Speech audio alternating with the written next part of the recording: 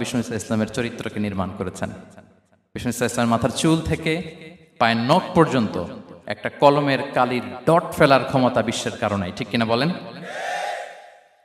এজন্য আল্লাহ বলছেন ওয়া ইন্নাকা লাআলা খুলুকিন আযীম, নৈতিক চরিত্রের সর্বোচ্চ স্ট্যাটাস, সর্বোচ্চ মানে আপনি নবী হয়ে প্রতিষ্ঠিত।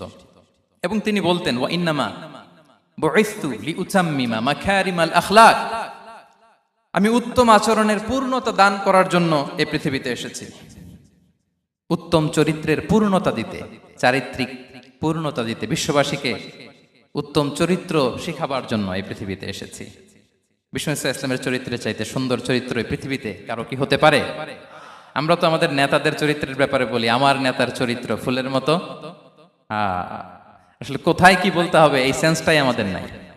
আল্লাহু আকবার। বিষ্ণু ইসলামের চরিত্রের ব্যাপারে স্বয়ং আল্লাহ তাআলা সার্টিফাই করেছেন।